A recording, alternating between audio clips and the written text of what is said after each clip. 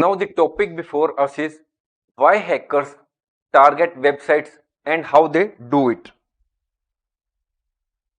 In this course, we will try to explore the minds and motives of hackers. In spite of the fact that we have taken the best steps to protect our websites, we often read in the newspapers that the hackers have been able to hack the websites, or they are in a position to launch cyber attacks on various websites. The purpose of the hackers may be different. Some hackers launch or attack a website to extract money, that is, they may be launching some ransomware attack, or they want to extract some financial information from the website, or some sort of personal information may be stored in the website. They want to hack the same or extract the same. It may be also possible that some persons hack websites only for the purpose of hacktivism. That is, they may want to promote a social cause. They may be having an ideology that their government or some particular organization is doing some sort of injustice to them. It may be also possible that a particular person or a hacker may be having some sort of enmity with some another person, or he may be hacking that website. So in this course, we will be understanding all the different motives or the reasons behind the hackers for which they launch website attacks. Though we may have taken the best possible steps to protect our websites, it may be possible that there may be certain weaknesses in our websites. The hackers like to exploit those weaknesses which are there in our websites. These weaknesses may be weak passwords, outdated software, or unpatched security holes. We will also shed the light on the various techniques which are used by the hackers to breach the websites. That is, they may be using social engineering tricks. That is, you may be receiving a phone call in which they will try to extract some sort of personal information from you. Then there may be some malware attack on your website. We will also shed the light on phishing scams, how they happen, how the betting traps occur. That is, they may drop some sort of pen drive, beautiful pen drive outside your business premises, and you may use that infected pen drive into your computer system, which will ultimately hack your computer system and also your website. Then we will also learn about the man in the middle attacks. Then we will be also learning about denial of service or distributed denial of service attacks, in which the website is overwhelmed with traffic so that the genuine customers are not able to log into the website. So by understanding why the website hacking occurs, how the website hacking occurs, we will have a comprehensive understanding of the website security threats and the tools to combat them. You will be now well on your way to becoming a digital guardian of your digital world. Now the topic before us is unmasking the motives why websites get hacked. In today's world, internet has changed our life in many respects. While sitting at home, we can make online purchases. We can sell our services and products while sitting at home. We can avail banking services. We can buy insurance products. we can get knowledge on different fields through internet by visiting various sites. So websites have changed our way of thinking. We can prosper if we have a website in the name of our firm,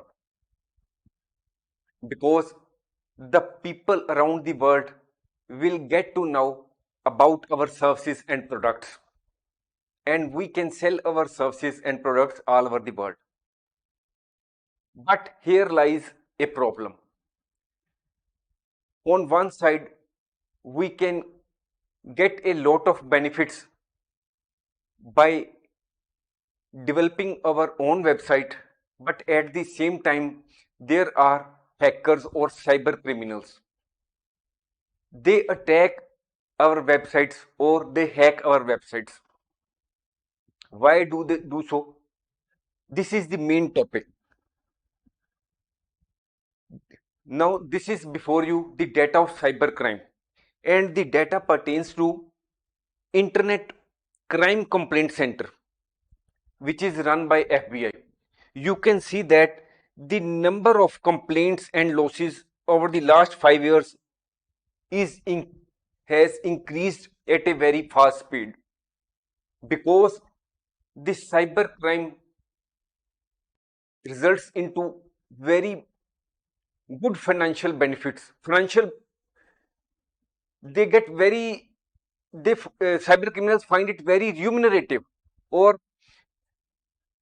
financially attractive to launch cyber attacks. These are certain motives which may be there behind the website attacks. These are financial gain, data misuse, ransomware, personal revenge, fun or recognition, practice, espionage, or if we call it cyber espionage, it is more proper, disrupting business, and hacktivism. We will discuss each of these reasons behind the website's attacks one by one. The main reason behind website attacks is financial gain.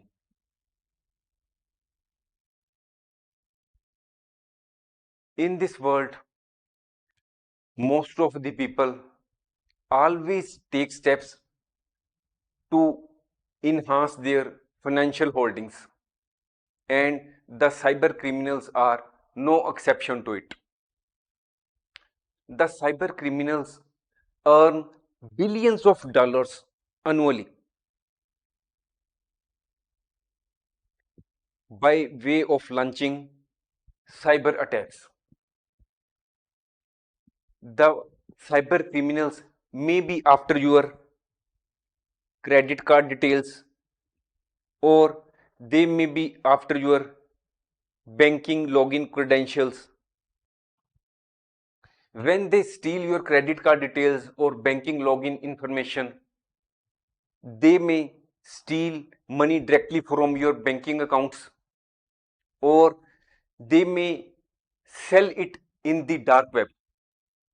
When they sell your data in the dark web, they will naturally get money. So in this way, financial gain is the most important reason behind the website attacks. Though there are many other reasons, but financial gain is the most important reason behind website attacks. One another reason behind website attacks is data misuse. It may be possible that the websites contain information like email address, names of the persons who are the users of the websites. Then there may be email addresses of the users. It may also be possible that if the website is, say, of some hospital, the website may be containing the medical records of its patients. Then it may also be possible that some private messages may also be stored in the website. Now we come to the medical records, which may be stored in the website of the hospital. Suppose a person is CEO of a company, of a MNC company, and he is admitted in ABC hospital. Then the hackers will naturally like to have the access to the medical records of that person who is admitted in the hospital. It may be possible that the CEO is having some major problem or life-threatening disease, and that MNC is a listed company. You can naturally imagine that if this information comes in the public, then it may be quite possible that the market value of that company, which is the MNC of which the CEO of which is admitted in the hospital, will naturally crash. So the hackers will naturally try to hack the website of the hospital to have access to the medical records of that CEO. And if the hacker is able to access that medical records, then he can blackmail that company or the CEO or his heirs to provide money to the hackers so that they do not leak the medical information of the CEO in the public market. Then it may be also possible that all these details, names, email address, or other private messages may be used for phishing scams. All this is done to earn money or for the purpose of identity theft. So the reason behind website attack may be also data misuse. They may misuse it in n number of ways. Ultimate aim is only money. Now another reason behind website attacks is ransomware. If we presume that this is the website, the hacker may launch website attack and they may lock the website, and we may not be able to have access to the files. Then it may be also possible that all the files which are lying in the website get encrypted. That is, they will not be in the readable form. Now we will be in a position to access the files which are lying there on the website, but that will be encrypted by the hackers. So to unlock the system or to get the access to those files which are on the websites in the original form, the hackers will demand ransom. Just like in the real life, the thieves or dacoits demand money to release the hostages. In the same way, the hackers held the website hostage, or they encrypt the files of the website and demand ransom so that they can release the website or unlock the website, or they can decrypt the files and return this access of the website to you. So ransomware is, in the case of ransomware, they infect the system, data gets logged, and they demand payment, which is ransom. Average time for infection to ransom demand is 15 minutes. It means that when the ransomware attack is launched on a website, normally the hackers demand money within 15 minutes of launching the ransomware attack. And it has been stated that a large amount of money was demanded in WannaCry attack. So ransomware is also one of the reasons behind website attacks. The hackers also launch website attacks due to personal revenge, fun, or recognition. It may be possible that your ex-employee or your ex-partner or one of your relatives or one of your friends may be a hacker or may be having some sort of relations with hacker, and that employee partner or relation may be having some sort of revenge with you, and you are having a website. So to take personal revenge from you, there may be an attack on your website, and when your website is down, naturally your customers will not be able to access your website. There will be financial loss to your company. The brand value of your company is reduced. Your reputation of your company is reduced. Reputation damage is there. Next, sometimes the hackers launch website attack only for fun. It may be possible that there are 4 friends and these are hackers, and just for the purpose of fun they may be launching website attack. It may be also possible that the hackers launch website attack for the purpose of recognition. Suppose this is the dark web. A large number of hackers are working in the dark web.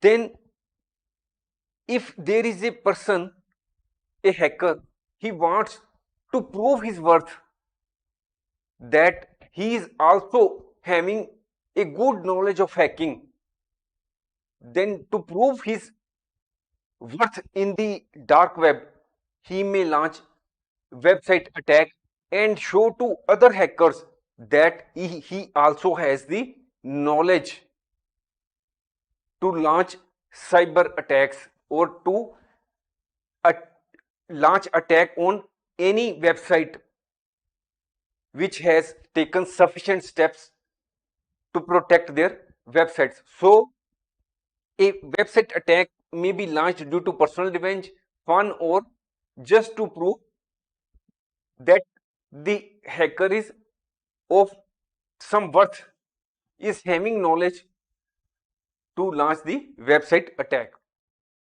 Hacking is a skill, and like any other skill, hacking also requires practice. Suppose there are 2 websites. One belongs to small business and the other website belongs to MNC. If there is a small businessman and he is having a website, then the small businessman might be having less financial resources. He will take less steps to protect his website. That is, he may be giving less training to its staff. He may be using free anti-malware software. He may not be having regular backup of its websites files. On the other hand, the MNC is having large financial resources. He will take the maximum possible steps to protect its website so that its website is not affected by website attacks, and if there is, the damage is minimum. So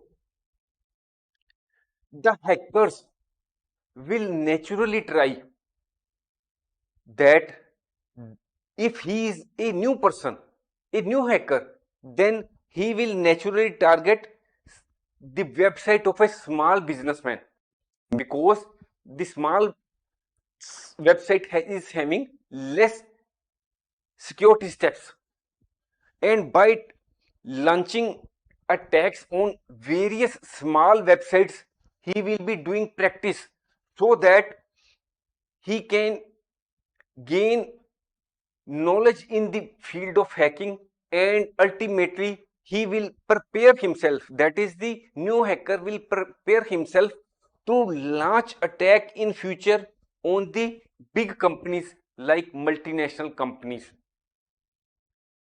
One another reason behind website attacks is cyber espionage. It is essentially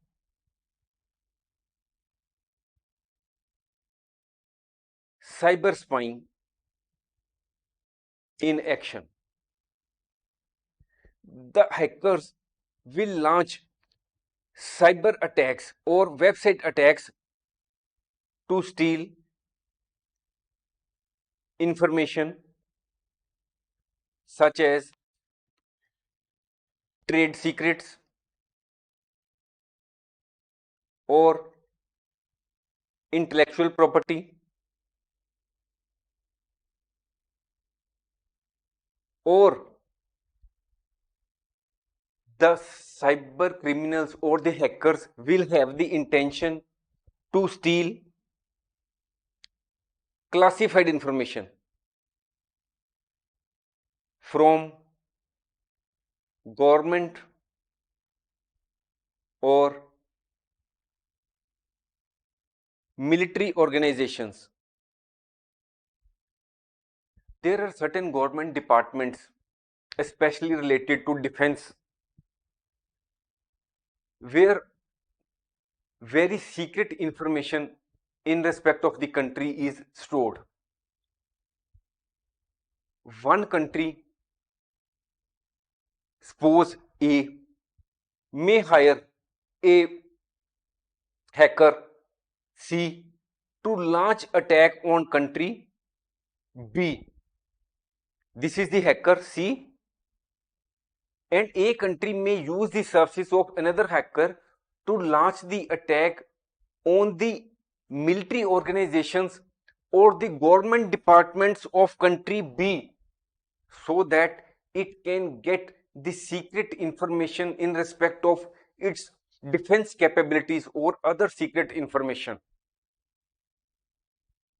For the purpose of that, a country will be paying to the hackers C. It may be also possible that the cyber espionage may occur due to steal some personal information which may then be sold on the dark web. Cyber espionage may occur through phishing emails, then it may occur through malware infection, or cyber espionage may occur through zero-day attacks. What is the meaning of zero-day attacks? Zero-day attack means that the anti-malware companies which are developing anti-malware are always busy in developing software which takes control of the malware which has been developed by the hackers or cyber criminals. It may be possible that some malware has been developed only recently and a patch for the same has not been developed by the anti-malware companies, because that malware is of recent origin and it has not come into the knowledge of company which is developing anti-malware. So that types of malware which are of very recent origin, if they are used in launching the cyber attack or website attack, they are known as zero-day attack, because the anti-malware companies or the other persons do not have any knowledge what type of malware has been used in the cyber attack. If a person goes to a hospital and there are symptoms which are already prevalent in other patients, then the doctor will naturally prescribe medicine for the same. But if a patient comes to the hospital and the symptoms have not been in existence in any of the patients, then that it will be very difficult for the medical team to prescribe any sort of medicine for the same.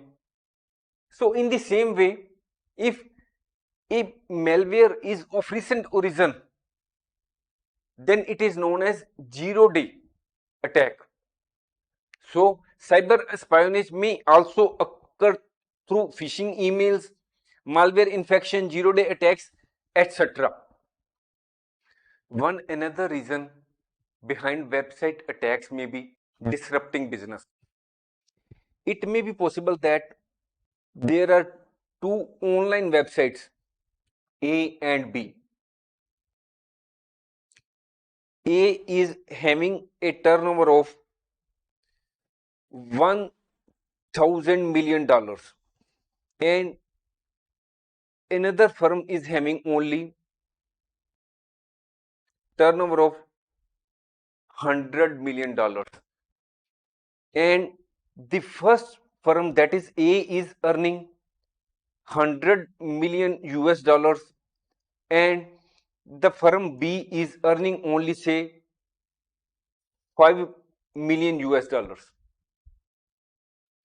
It may be possible that the firm B, which is selling also its products or services online as sold by A, the owners of website B may think that it should disrupt the business of A.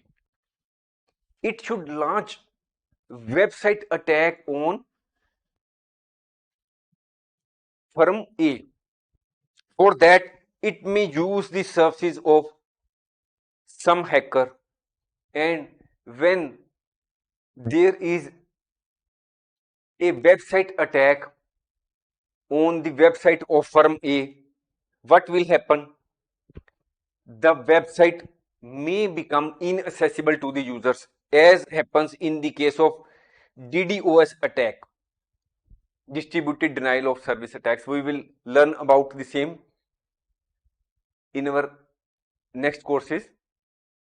If the firm B uses the services of a hacker to launch attack on A, what will happen? The website of firm A will collapse or the server will not be accessible. Nobody will be able to access the website. It will result into the financial loss to firm A as the users. It may be also possible that the data of users may be leaked by the hackers when they launch attack on when the hackers launch attack on website A. It may steal certain information and sell it in the dark web. So what will happen? The faith of the customers in firm A will also be shaken. The brand value of firm A will also suffer a jolt. The reputation of market A will be adversely affected. So a competitor in the online market may avail the services of a hacker to disrupt the business of its competitor. Now the topic before us is hacktivism, force for change or digital vandalism. There may be some religious injustice, social injustice or political injustice in some part of the world. Hacktivism is the use of computer skills and hacking techniques to bring to light political, social, or religious injustice.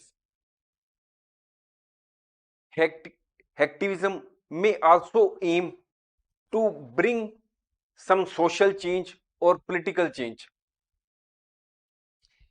Hacktivism makes use of the power of internet.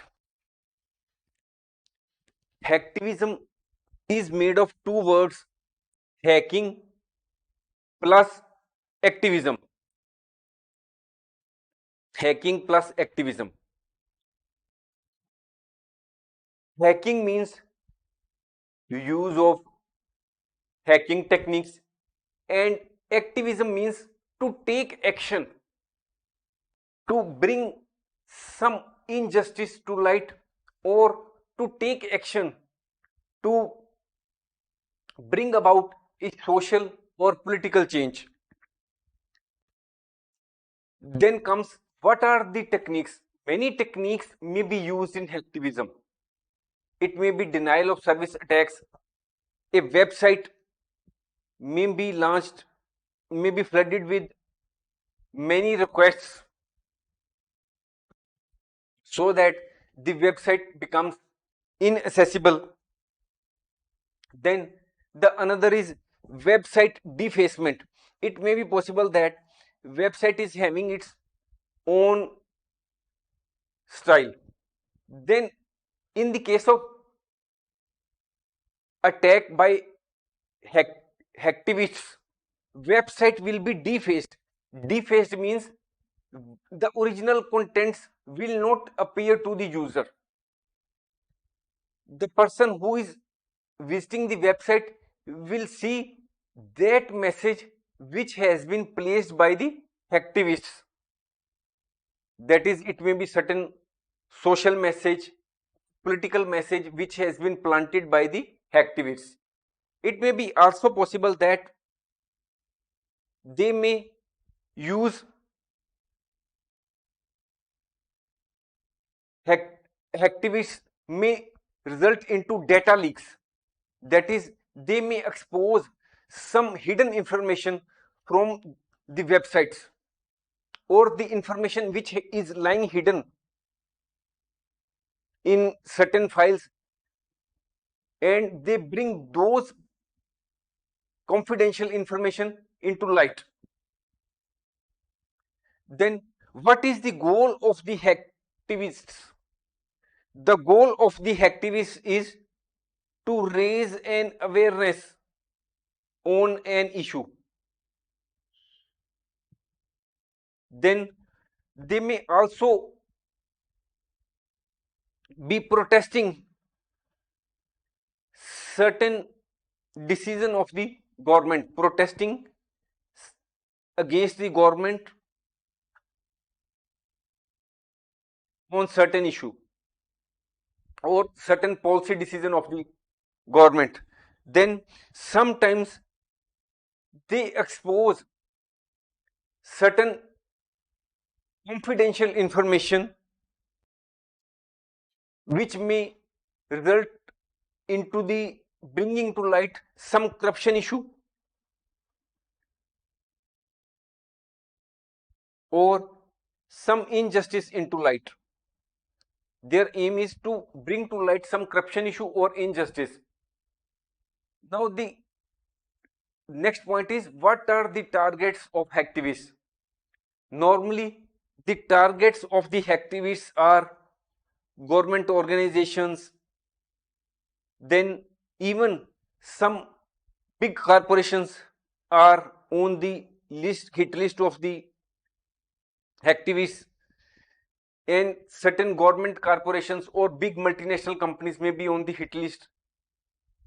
It is not that the hacktivists choose any government or any corporation or any multinational company. No, they target only those organizations where they feel that some injustice is being meted out,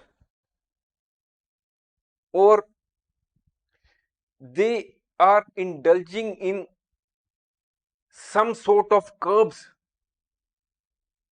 on free speech.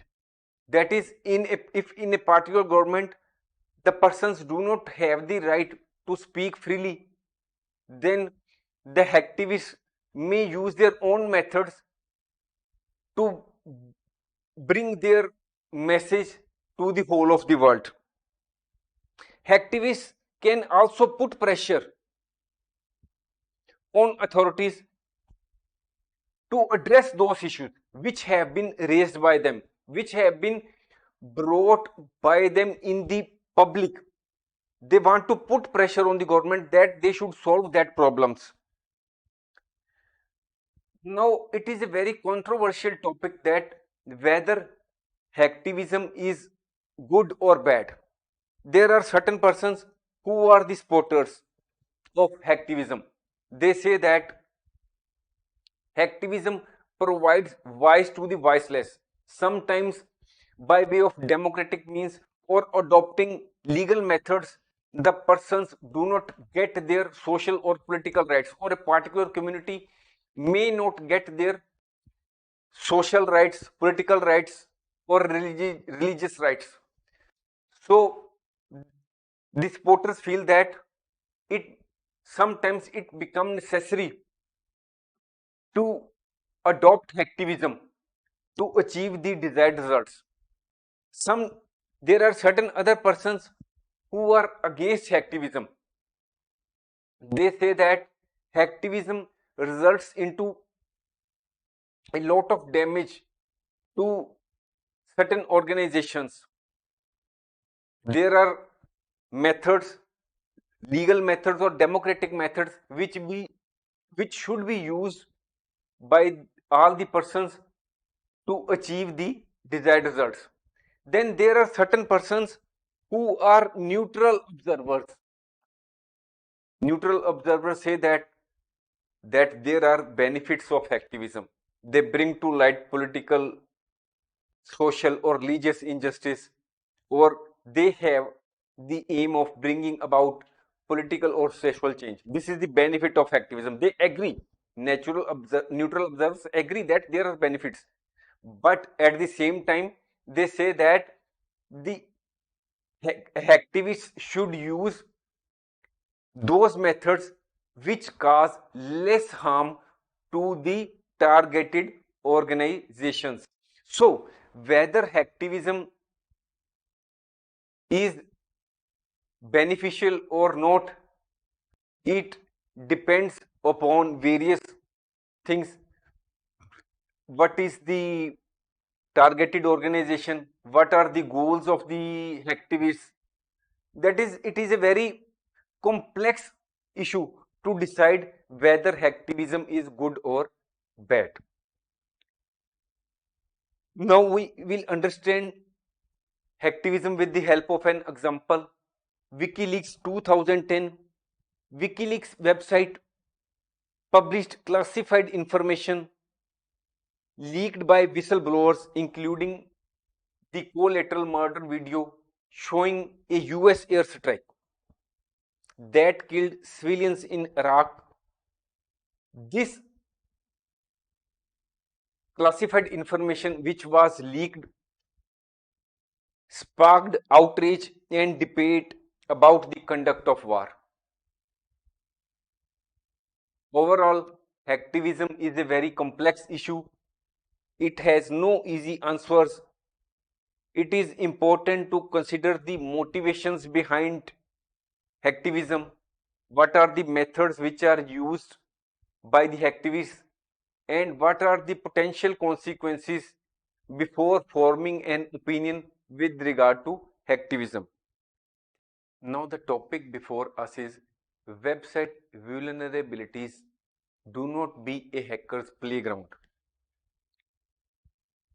Common website weaknesses which are exploited by hackers are outdated software, weak passwords, unpatched weaknesses, human error, etc. First is outdated software. If we are having, say, medicine before us, we will find that it is having some expiry date. If we are having, say, mobile with us, after 3 or 4 years, it will not be providing us proper service. If we are using certain television, then after 4 or 5 years, it will not be having the capability to handle the latest apps or provide the latest facilities. In the same way, our website may be having some outdated software, and the hackers always find the weaknesses in the outdated software which is being used by our website, so that they can get a foothold on our website. It may be also possible that I am working as a, say, website administrator. That is, I am having the login credentials to the website, but I am using the weak passwords. Our password is not strong. I am not making a mixed use of numericals such as words in small case, words in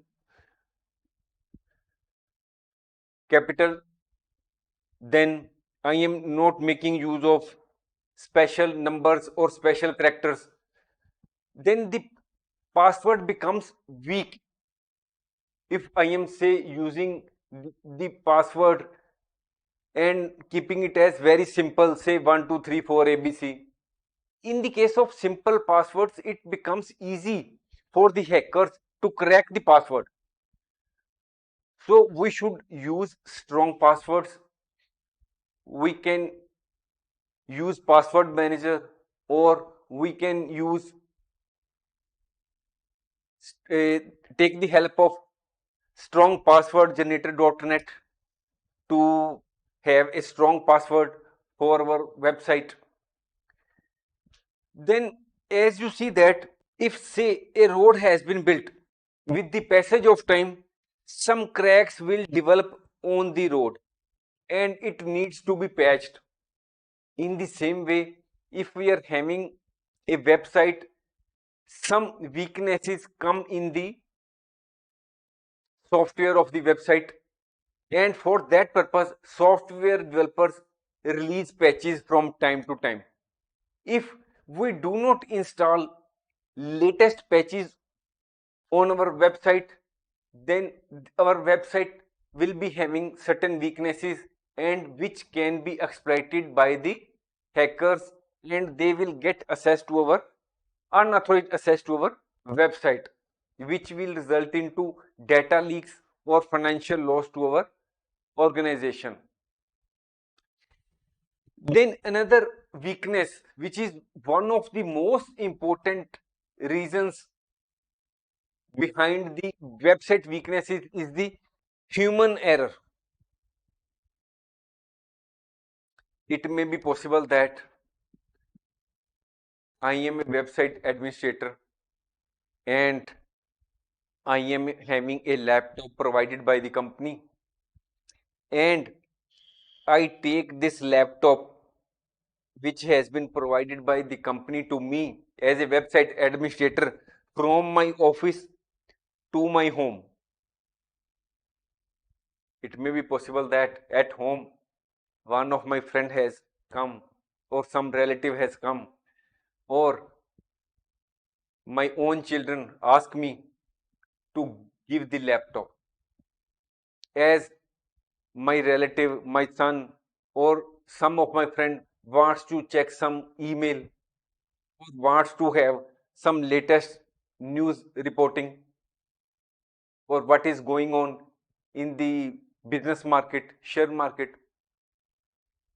Suppose I give it to that person, which may be my relative or friend, and he checks certain emails in his account.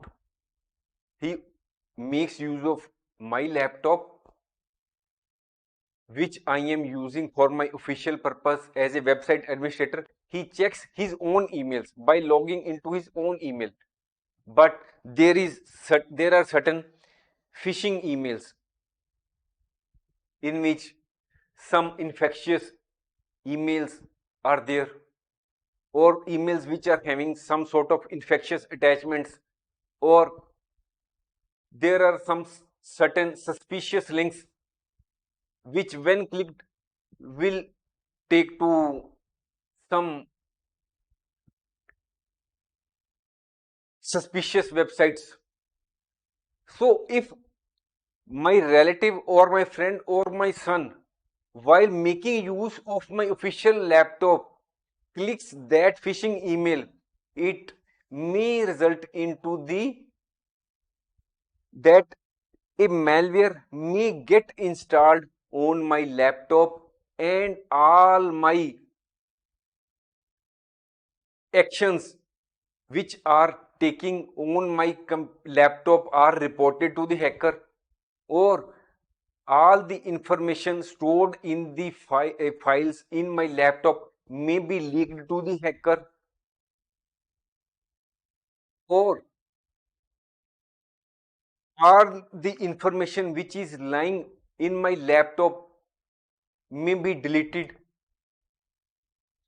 So a human error is one of the important reasons, and we should keep it in mind that if we are having a laptop given by us for official purpose, and most importantly if we are having the responsibility of a website administrator and we access our website from our own laptop, we should not give it for use to any other person, because if due to any accidental clicking on any phishing email, our website may be hacked. Data, not size, matters. Why even small websites get hacked? It may be raised a question, someone, that small websites are of no interest. It may be said that, but it is not so. Any website which has some confidential information, whether it is small or big, if it is having some sort of confidential information, it may be of interest for the hackers. Hackers may attack that website which contains some sort of confidential or secret information. No website is 100% secure. It is not that if an organization has taken all the best possible steps to protect the website, it is 100% secure, because the hackers are developing new and new techniques to launch website attacks. They are always busy to develop new and new malware. Every day, thousands of malwares are being developed to launch website attacks or to hack websites. But it does not mean that we should become complacent, that what is the benefit of then taking steps to protect our websites. We can understand the same with the help of an example. Suppose there are two car drivers. One person is following proper rule and regulations. He is fastening seat belt. He is taking all the possible steps to protect his car, and he follows the traffic rules. He is having airbags, and the other driver is not following the traffic rules. He is not fastening the seat belt. He is not having airbags. Then you can naturally presume that in the case of accident, the driver of second car is likely to suffer most. In the same way, if we as a website owner has taken the best possible steps to protect our websites, then even in the case of website attack, we will suffer minimum loss. And even if there is, we will recover from the website attack very quickly, because we have backup with us, backup of the files. We have taken the best possible steps, that is we are using firewalls, we have purchased best possible anti-malware solution, then we are adopting vulnerability scanning, and we are using strong passwords. So it is that important point is that we should take best possible steps which we can take to protect our websites from website attacks. It is important to have a plan in place. If your website is hacked, it is not that the website is hacked and we started thinking what should we do now. We should have a planning in advance that if there is a website attack, what will be done, who will be responsible for dealing with that website attack, what should be our plan of action, what actions we should have taken in advance so that the damage caused to us in the case of a website attack is minimum. We should have a proper planning. The specific reasons and methods will vary depending on the individual hacker and their goals. Why our website is hacked, what is the reason for the website attack, what method is being used by the hacker to launch website attack, whether it is DDoS attack, whether it is brute force attack, or whether it is malware injection or SQL injection. That is the method or the specific reason of website attack will differ from case to case. And what is the goal of the hacker? The goal of the hacker may be some personal revenge, it may be financial goal, or it may be some sort of fun, or the hacker wants recognition in the market, or it may be possible that some person is having some sort of business competition with us, he may be behind the scene. By understanding the motivations behind website attacks and the common weaknesses exploited by the hackers, we as businessmen and website owners can significantly improve our security posture. This proactive approach makes them less attractive targets. If we have taken the best possible steps to protect our website, then our website becomes less attractive for the hackers, because the web hackers always look for those websites which have some sort of weaknesses in their softwares, or due to some other reasons there are reasons for the hackers to launch attacks. But if we are fully prepared, if we are having proper planning, the hackers also come to know of the same. If we take the proper steps to protect our websites, then we can protect our valuable data from cyber attacks, and it also results in saving us from the financial losses, the loss of reputation which might have occurred if we have not taken the proper steps and the cyber attack is there on our website. Now the topic before us is protecting your data, how websites get hacked. If you use internet, you might have heard that websites get hacked and the hackers demand money, or they steal some confidential or personal information from the website. There is a lot of importance for us to protect our websites from cyber attacks or hackers, because the websites contain information in respect of the users. They may be having some sort of confidential information or some sort of sensitive information. In the case of, say, government organizations dealing with defense. If there is a cyber attack on any website, the users will not be able to access that website. There will be financial loss to the website. The users will think that, or the clients will think that, the company or the website has not taken the proper website security steps. The website or the organization will suffer reputation damage in case of website attack.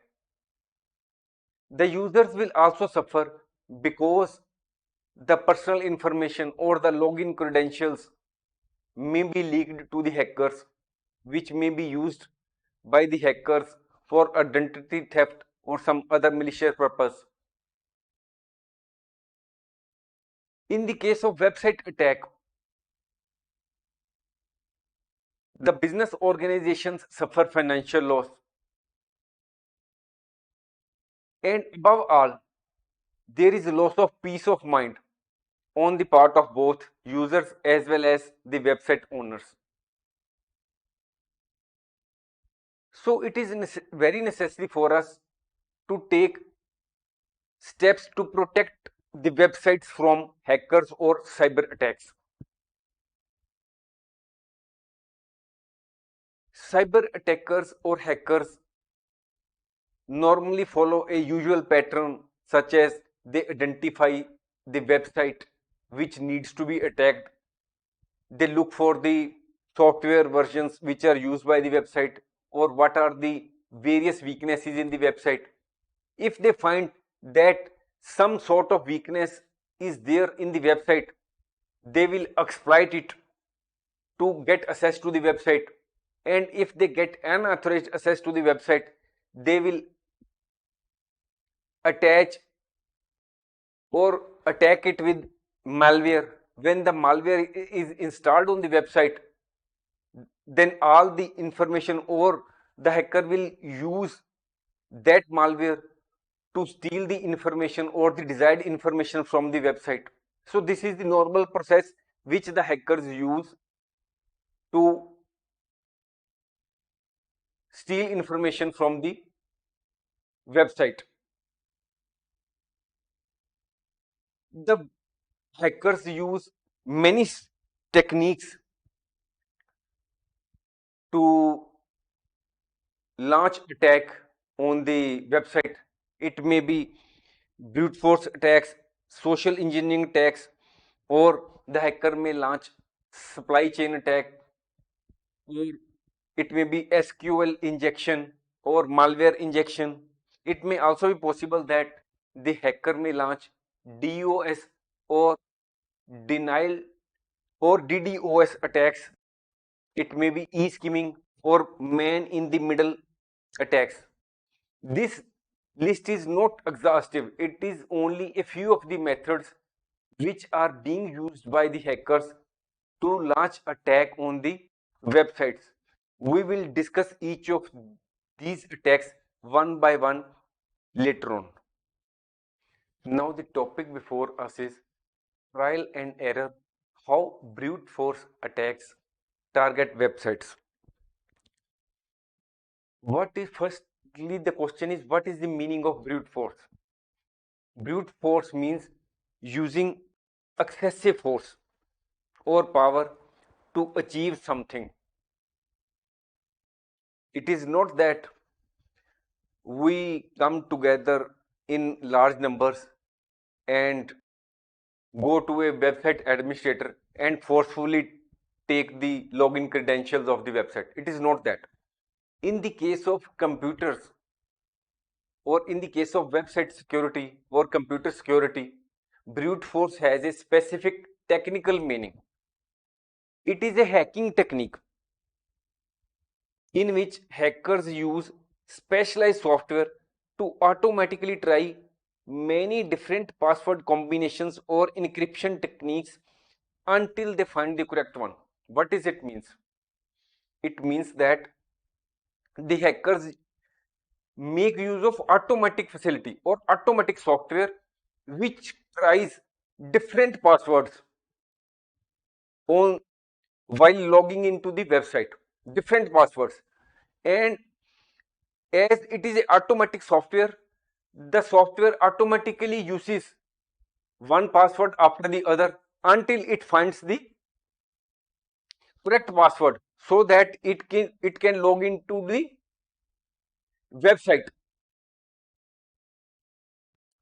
What is brute force attack? This is the picture before you.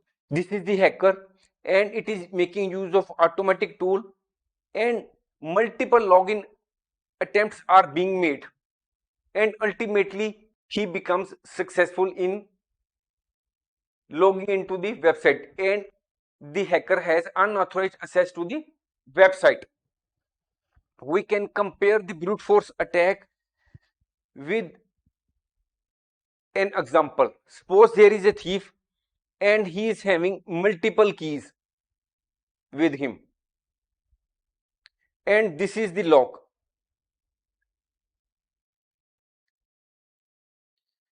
The thief uses all the keys with him one by one, so that at last he is in a position to open the lock. In the same way, in the case of brute force attack on website, the hacker uses the automatic tool, and the various and a large number of attempts are being made in respect of the passwords. That is, passwords are the passwords are automatically generated by the automatic software one after the other, and the same are tried on the website, and ultimately the hacker may be in a position to get unauthorized access to the website. If it has unauthorized access, it may delete all the contents of the website, or it can demand some sort of money from the website, or it can sell the data in the black market. Now we also give you an example of a brute force attack. An attack was made on a company, Taobao, a Chinese e-commerce site. In 2015, a brute force attack was made on Taobao, which is a e-commerce software Chinese e-commerce company. It is from the stable of Alibaba. Chinese company Alibaba is very famous, and it is one of the Alibaba's companies, Taobao. What was the method used in this brute force attack by the hackers? Hackers made use of had collected a vast collection of user credentials of about 99 user credentials. It was having username and passwords. The hackers were having 99 million user credentials with it, which they had collected from the past many attacks. It means that they had collected vast number of user credentials from various attacks. They collected it, and now they used these user credentials to launch the attack on Taobao. When they launched brute force attack, they were in a position to get access to about 20.5 million user credentials.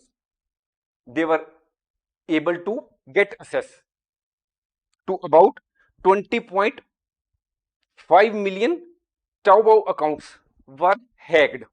They were able to get the login credentials. They were in a position to get credit card details, what was their purchase history, what was their username, what was their email, and other details.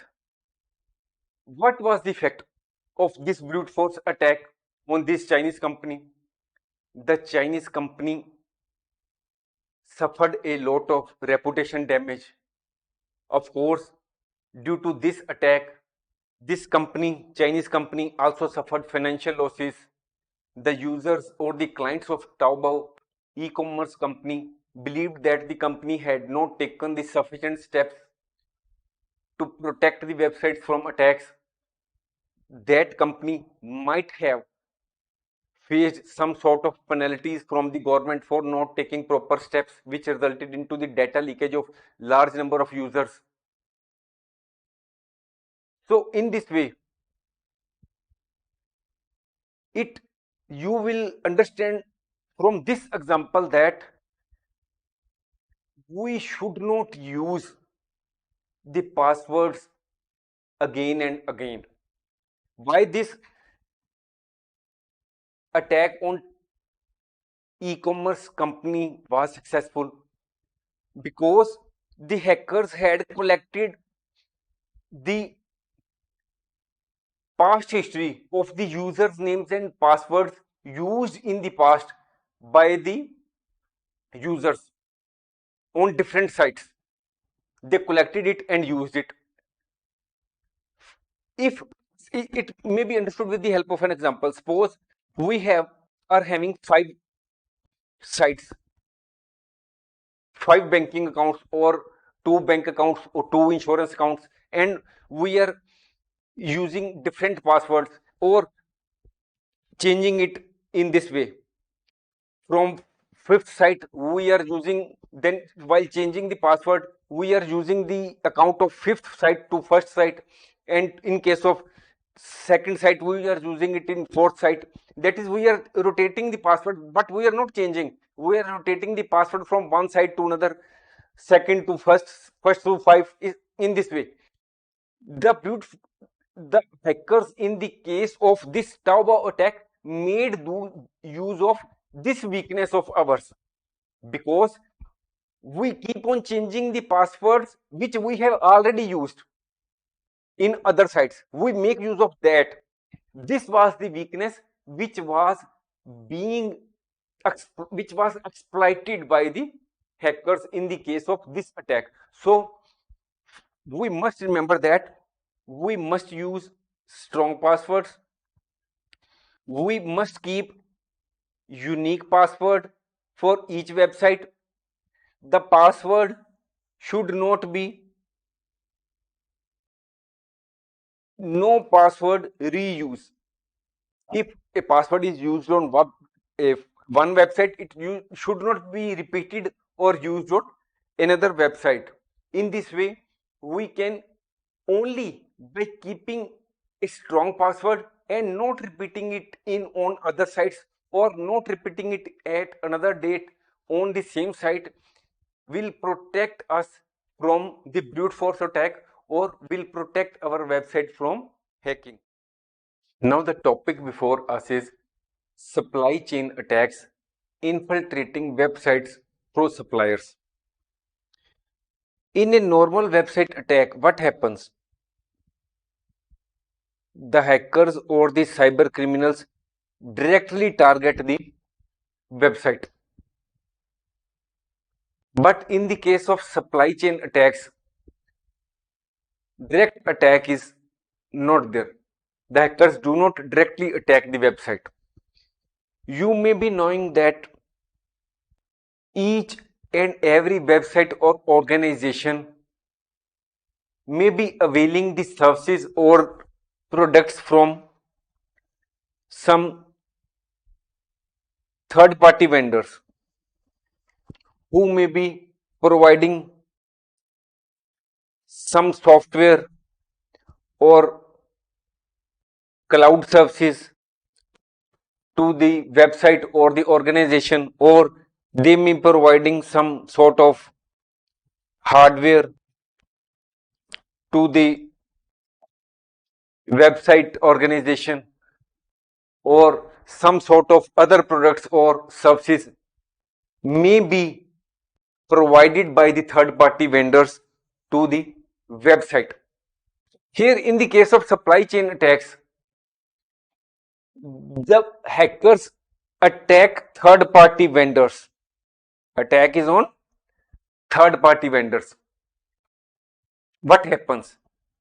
The third party vendor may be supplying software, cloud services, hardware, or anything else Here, the hacker or the cyber criminal infects the software or the cloud services or the hardware components which are being supplied to the website or the targeted organization. It may be possible that the cyber criminals may physically change the hardware which is being supplied to the organization, or they may tamper with the hardware components such as routers, switches which are being supplied by the third party to the organization, and in this way the software or the hardware which is being supplied to the website or the organization is infected, and when the website uses this infected software or hardware, the security of the website is compromised and the hackers may get unauthorized access to the website. Now you can imagine that there is a bakery and which is being supplied various types of products from different sources, and the hackers or the cyber criminals tamper with the ingredients of the bakery and the ultimate product is faulty, that is the website security becomes breached. Now you can also understand that when the supply chain is attacked, here you may understand that this third party vendor is not providing service only to a single client. Third party vendor may be providing its services to large number of websites or organizations. If their software or software update or any other product or services which they are supplying is corrupted, a large number of the organizations or the websites which are their clients will become infected, because the third party vendor is itself on the target of the hackers. You may have also learned about SolarWinds supply chain attack in 2020. SolarWinds was a software company and the hackers had injected malicious code into the software update, and when this software update was used by the clients or the websites which were using the services of SolarWinds, all the websites had become infected, and then this malicious software which was planted by the hackers in the software update of SolarWinds gave the hackers a foothold into the websites of large number of companies. So if you are using the services or the products of third party vendors, you must adopt a strict security posture so that the security of your website is not compromised. The topic before us is how SQL injection hacks websites. SQL or structured query language is a very powerful query language, but SQL can also be used for malicious purposes. Structured query language injection or SQL injection is a hacking technique which is used by the hackers. In a website, there is a search form or login form. As you see that this is the login form, or there is a search form. If you visit any website, you want to search any product which you want, you will search for the same, or you will have to log in by filling the details of username and passwords. It may be possible that a website may not be having the proper security features. It may not be properly validating what is being input by the user, what has been filled. That is, the system does not validate the input. If this is so, then what happens? The user or the hacker may input some malicious code here, or here the hacker may input some malicious code. When this malicious code goes into the system, the database interprets this malicious code. What is written in the malicious code, interpretation of the same is being made, is made by the system, and the database proceeds to follow the commands. What is written in the code, in the malicious code, the database acts accordingly, and as per the hidden message in the malicious code, the database gives the hacker the ability to view, modify data, or even fully control the database. That is, when a malicious code is injected in the search form or in the login form, what happens? The database interprets the code, and on the basis of the instructions given in the code, the hackers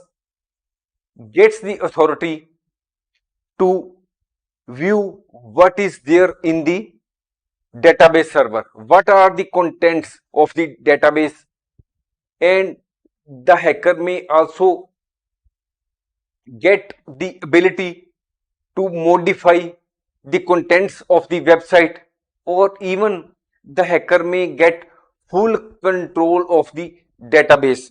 It may also happen that the malicious code may give the instructions to the database to shut down this site completely. Shut down this site completely, or cause some other errors in the websites. So this is the SQL injection attack, which is also used by the hackers to steal confidential data from the website's database, or make modification in the data contained in the database, or even get the full control of the database. Now the topic before us is malware injection, how hackers inject malware on websites. Malware injection is a technique which is used by the hackers to inject malicious code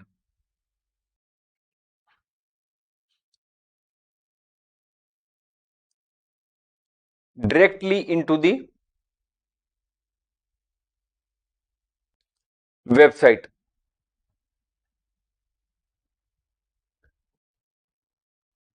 That is SQL, that is, malware injection is a technique which is used by the hackers, and by adopting this technique, they inject malicious code directly into the website. The hackers may be using many techniques to inject the malicious code. First of all, the hackers find out the weaknesses in the website. When a weakness is find out in the website, they develop a malicious code, specific malicious code, which is suitable for the weaknesses of the website, and then they inject that malicious code into the website. For injecting the malicious code, they adopt many methods, such as, you may be aware that they exploit forms. In case of certain websites, the user has to fill certain forms. While filling the forms, the hackers input some malicious code into the form. Further, in certain websites, there is facility of giving comments, and the website may not be having the proper validation measures. What is being filled properly is not being checked by the system, and while filling the comments, they insert some malicious code. And it may also be possible that in certain websites, they have the facility to upload files, and while uploading the files, the hackers insert certain malicious code while uploading the files. If the system of the website does not properly scan what has been filled in the form, or what has been filled in the comments or in the files, does not properly scan the input, then it may be quite possible that the hackers might have inserted some malicious code along with other details. And when the backend processes the what has been input, and if there is some malicious code, then the database interprets it, and it may be quite possible that the hacker may be in a position to achieve its goals through the malicious code which has been inserted into the system. Then what may happen? Then stealing of data may happen. That is, confidential information, personal information, or credit card details which are stored in the website may be leaked to the hacker. It may be also possible that website defacement may occur. That is, the contents of the website may be changed by the hacker, and some sort of messages as planted by the hackers may appear on the screen. Further, it may possible that the malicious code may redirect the users to certain fraud websites. It may be also possible that the malicious code may further spread the malware. That is, it may download certain more malicious softwares on the website, or it can spread the malware to the users which are approaching the site. Then malware can also crash the website. So this malware injection can cause a lot of harm, not only to the website but also to the users, because when a website crashes or the information contained in the website leaks, it can adversely affect the not only the website in case of in the shape of financial losses, reputation damage, but also it results into the identity theft, etc. So it is the need that we should adopt proper security measures.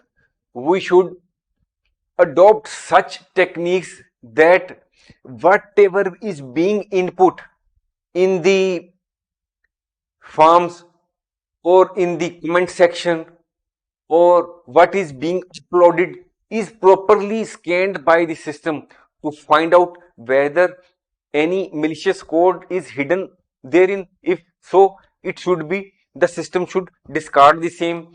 Our website security should be such that we should use proper firewalls, we should use proper strong words, and we should implement other security measures so that we can make our website strong, and we implement our system website security measure in such a way that a normal hacker may not intrude into our website easily, and if it happens, there is some sort of alarm system or there is some sort of backup with us so that we may not suffer much in case the website data is deleted or website data is held hostage by the cyber criminals. Now the topic before us is spam, the silent accomplice to website attacks. Normally, the spam is not used for the purpose of website hacking. However, spam is used for the purpose of helping in website hacking. How it happens? Normally, the spam is used by businesses for the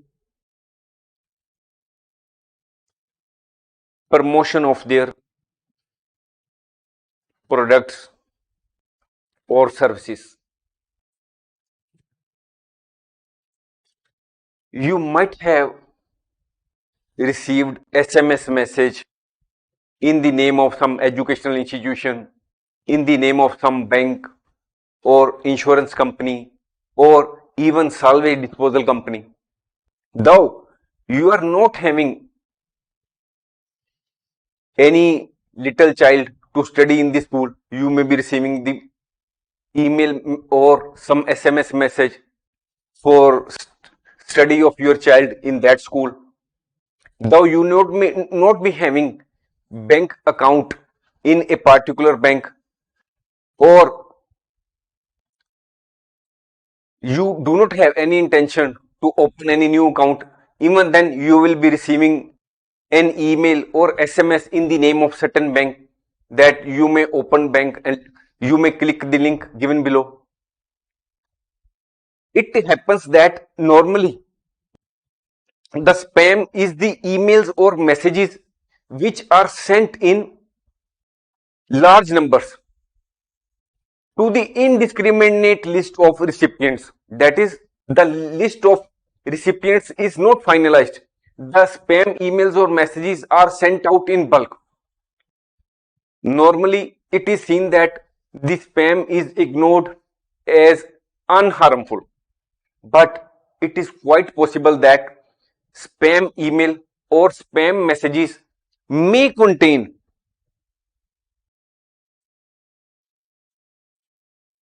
some infectious link or there may be some email attachment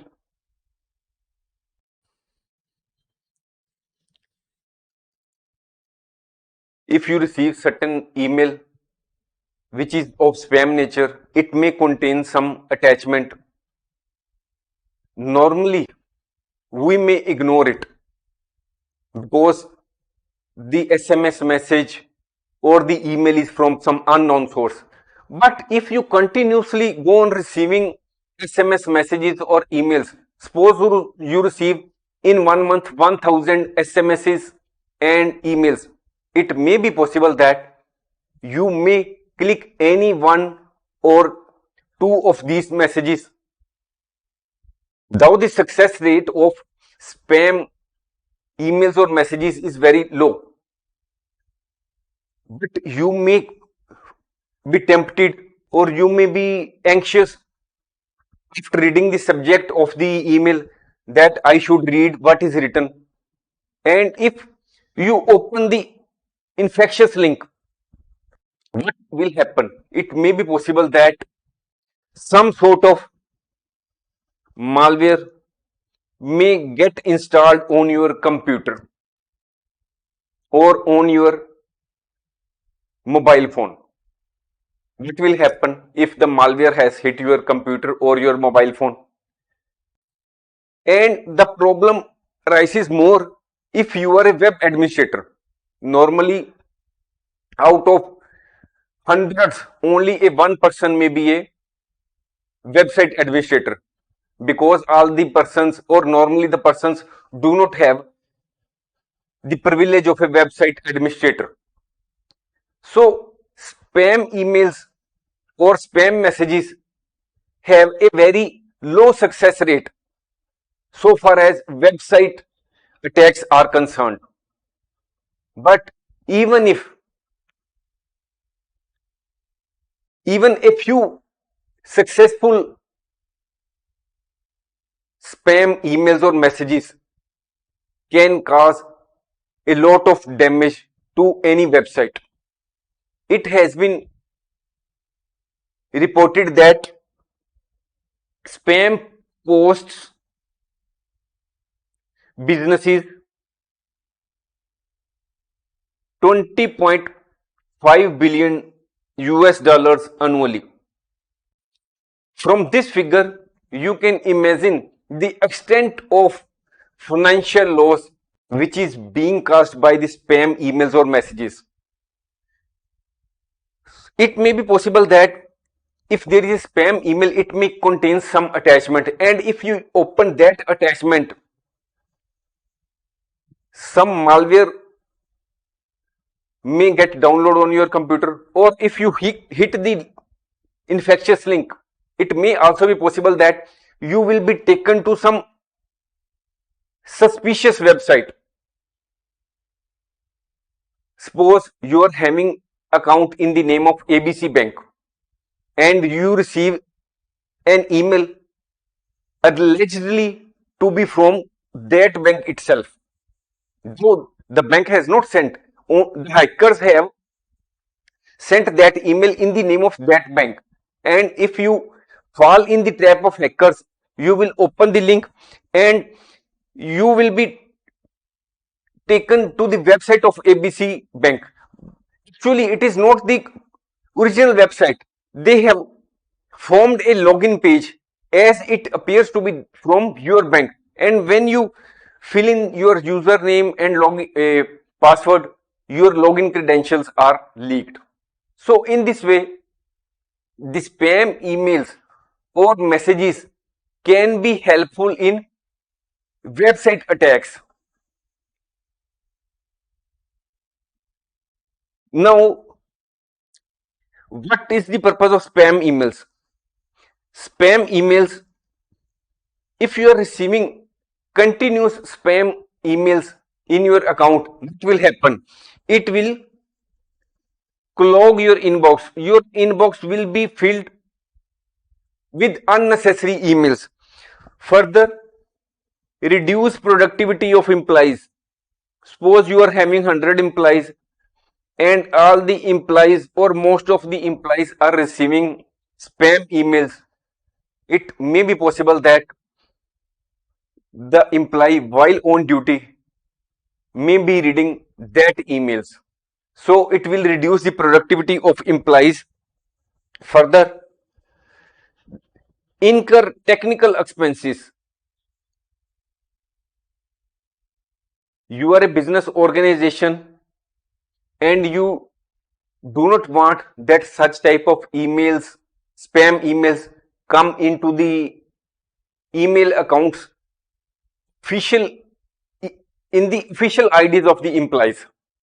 So you will have to incur expenses to implement spam filters.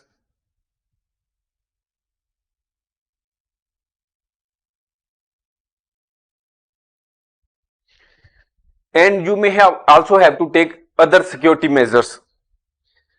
So in any website, in addition to these, there are contact forms, then there are comment section, there is comment section on each and every website. So contact forms and comment section may also be used by the hackers to input infectious links, which will ultimately result into attack on your website. So by understanding the method in which the spam emails or messages are used by the hackers, and by implementing proper security measures, you as website owner can take steps to protect your website from website attacks.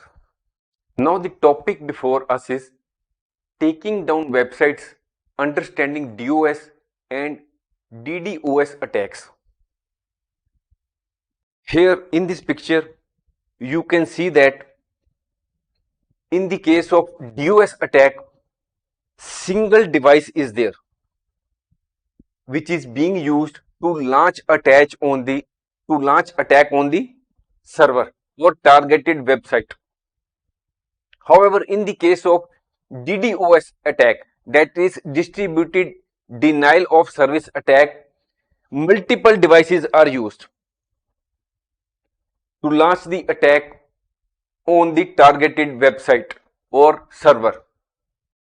In this picture, you can see this is the DDoS attack.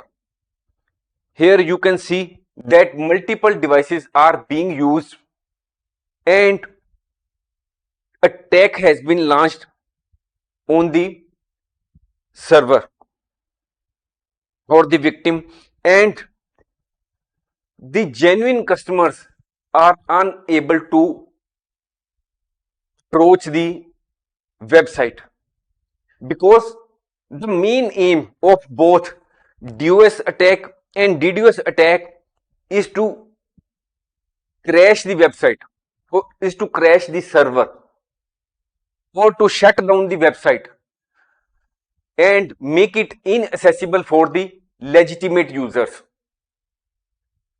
Then, as already told, that in the case of DOS attack, there is a single device used, and in the case of DDoS attack, multiple devices are used. Because in DOS attack, a single device has been used, so it becomes easy to pinpoint the source from which the attack has been launched. But in the case of DDoS attacks, as the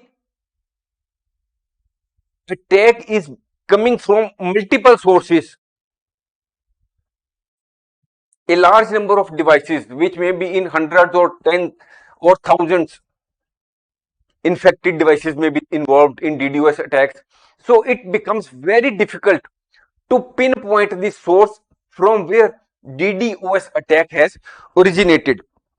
The cost of DDoS attack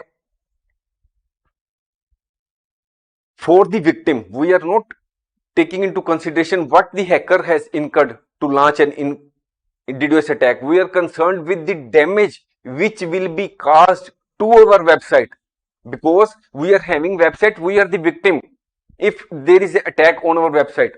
So the cost of DDoS attack for the victim can range from tens of thousands to millions of dollars.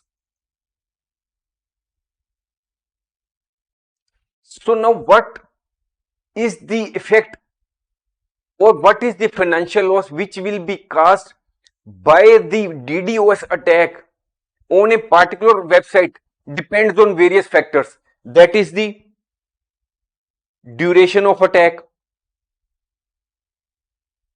size of attack, then nature of website, nature of website or the business which has been targeted. If it is a very small business organization having a very few hundred customers, then naturally the financial loss will be much bigger. Now, for a small businessman, even a small loss is very compared as seen from his angle.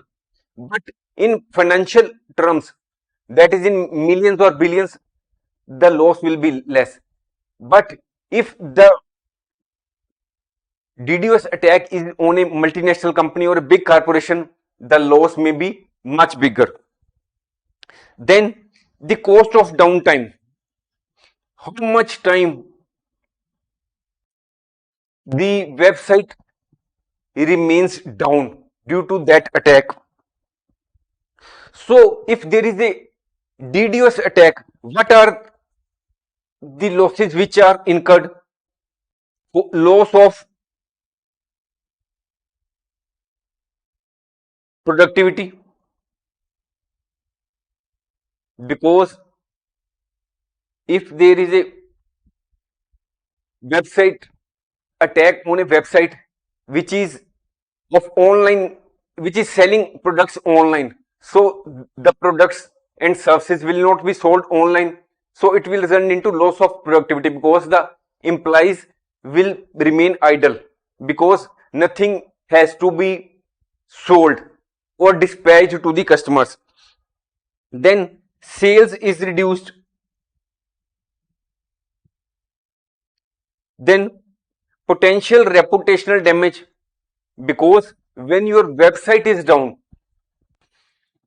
potential reputation damage, when your website is down for consecutively say hours to many days, the customers will have the impression that your company or the website has not taken the proper steps to safeguard it from the website attacks. So all this ultimately results into loss of brand image of the company. In Feb 2020, Amazon Web Services also experienced a DDoS attack, and that attack reached a peak volume of 2.3 terabytes per second. The attack had launched for many days. However, the Amazon was able to successfully mitigate that attack.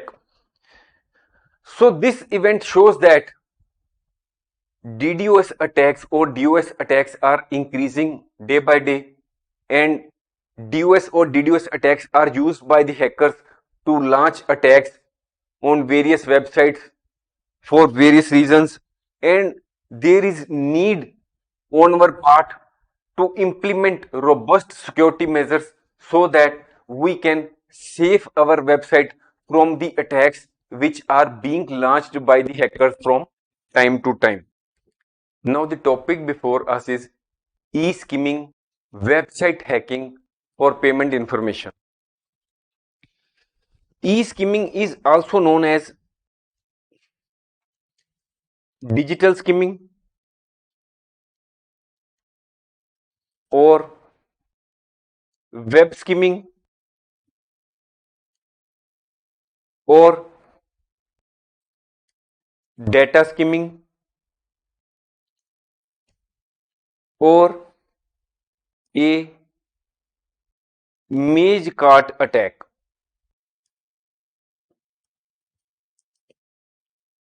This type of attack, that is e-skimming, targets the website to steal sensitive information of users.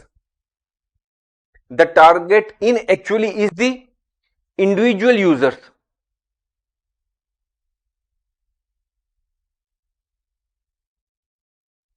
Visiting the site. This is the target in case of e-skimming, individual users who are visiting the site.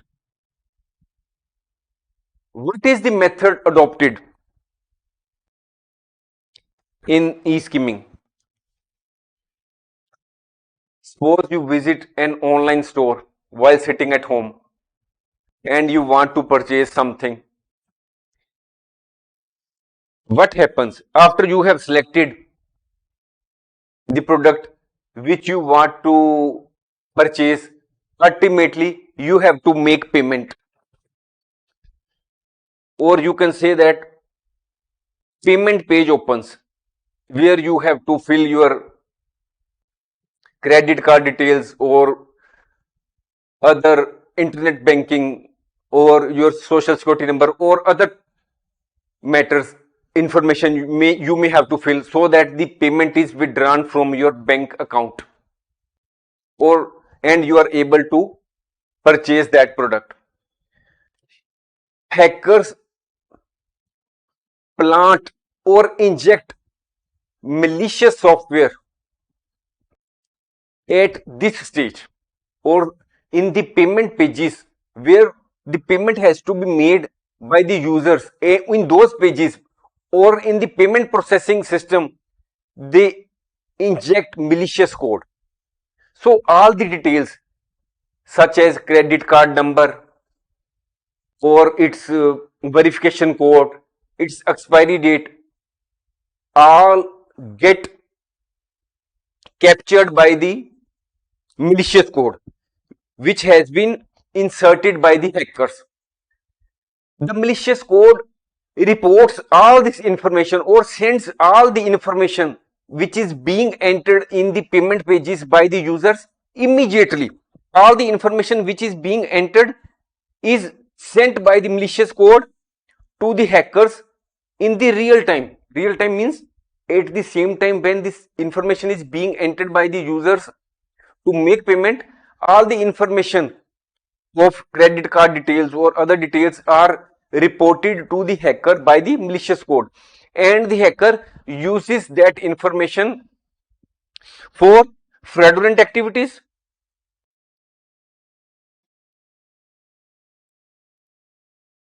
or other illegal purposes. It may also be possible that all the information which the hacker have obtained in respect of the users, such as their name, their email number, their credit card details, their mobile number, or in other information, all this information may be sold by the hackers in the dark web. What is the effect of e-skimming? E-skimming has negative effect for both business, that is the website owner, as well as users.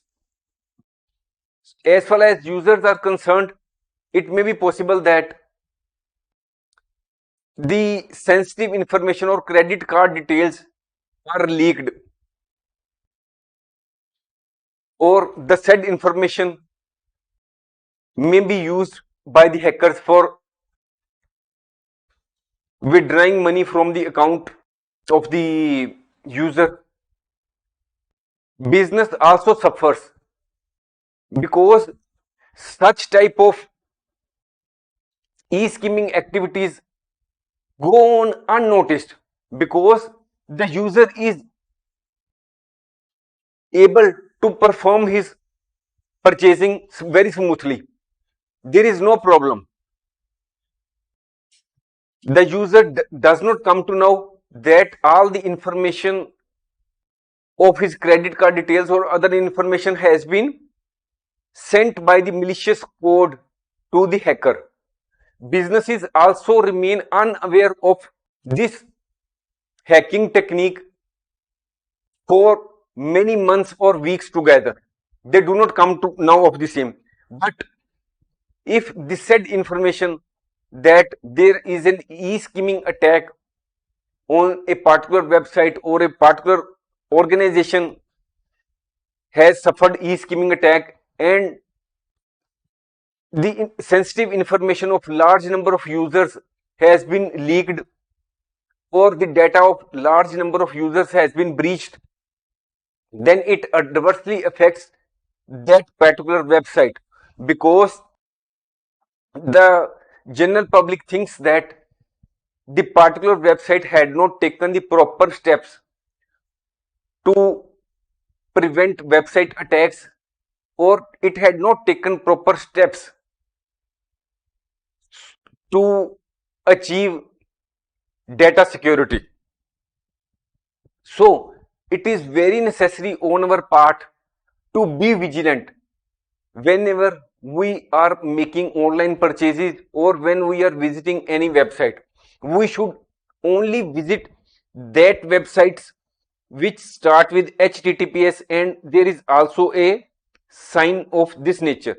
Both these signs are there. We should visit that site. We should not visit the sites which start with HTTP, because these are not secure.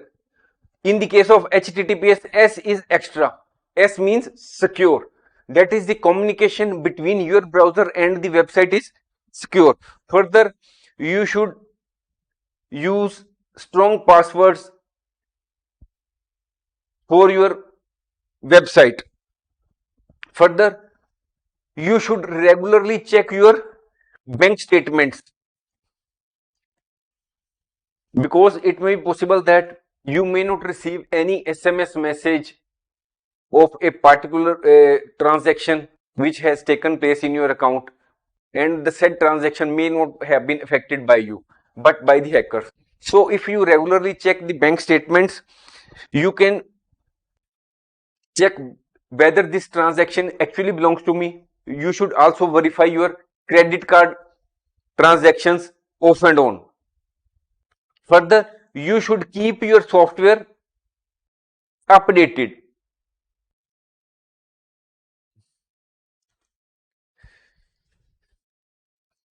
So to prevent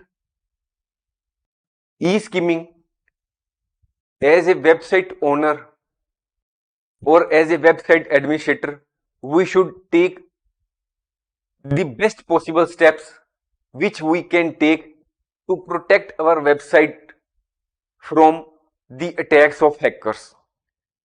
Now the topic before us is how man in the middle attacks steal your website logins. In this picture you can see that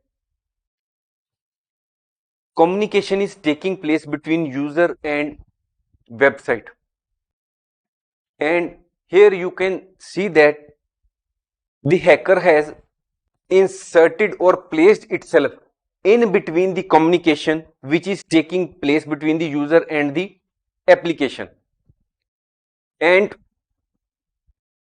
the goal of this MITM attack is to steal or manipulate the data which is being exchanged between two parties. Here in this picture you can see that two parties are involved, that is user and web application, and man in the middle or the hacker has placed itself in between the communication between the two parties, and his goal is to steal or manipulate the communication which is taking place between the two parties, so that he can manipulate or steal the data in respect of login credentials. If a person is trying to open the website, his login credentials will be stand leaked. If a person is entering his financial information on the website, it will also stand leaked. Then it may be possible that some private messages are being exchanged. Then it may be possible that the hacker may either steal these private messages or make some alteration to these messages, or the hacker may change the login credentials, it may change the passwords in between, or it may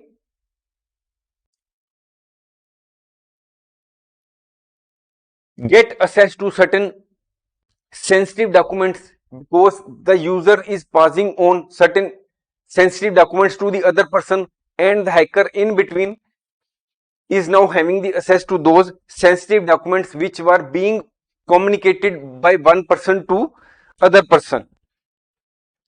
So information which has been obtained due to these MITM attacks can be used for many purposes, such as identity theft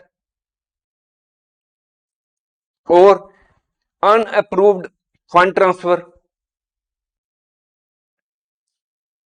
It may be possible that when the communication is taking place between the two parties, that the user is to send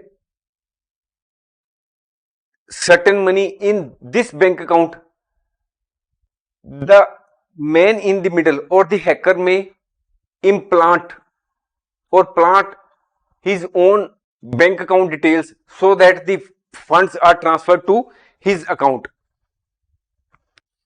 This MITM attack can happen in many ways, such as hijacking unencrypted public Wi-Fi. It may happen that the person is using public Wi-Fi which is unencrypted. The hackers may hijack that Wi-Fi system, and any communication which is taking place between the user and the website will be leaked to the hacker. It may be also possible that the hacker may use DNS spoofing for the purpose of MITM attack. What is DNS spoofing? In this picture you can see that client is trying to open a website. What happens? The hacker has injected fake DNS entry. What it means? That you may be using the correct IP address or the correct name of the website you will be entering, but due to the manipulation done by the hacker, your request will not go to the real website. You are trying to open your bank account or banking site. You are having account in say ABC Bank. You are trying to open the website of ABC Bank, and when you make request to the DNS server for accessing the real website, the hacker has already injected fake DNS entry. That is, the DNS server is controlled by the hacker, and though you are using the correct IP address, you are mentioning the correct name of the bank, all your request will take take you to the fake website, and the purpose of this DNS spoofing is to steal your login credentials. When you are trying to access your bank and you land in the fake website, you will not get to know that this is the fake website, and when you will enter your login credentials, username, password, this information will stand leaked, or this information will be in the hands of the hacker. By understanding the common methods which are being used by the hackers in MITM attacks, you can take protective steps to protect your website. So to protect our website, we must avoid using public Wi-Fi for sensitive transactions. We must not use. If we are to exchange any sensitive information, we should never use public Wi-Fi. If we are visiting any website, we should see that it is having HTTPS and a padlock sign. We should not visit any website, or our website should not start with HTTP, because HTTP sites are not safe.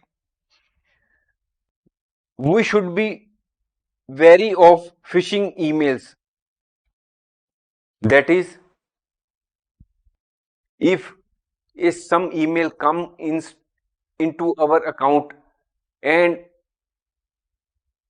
the same email relies on the concept of urgency, fear, then we should look at those emails with suspicion. Why this urgency is there mentioned in the email? Why this email is raising fear in our mind?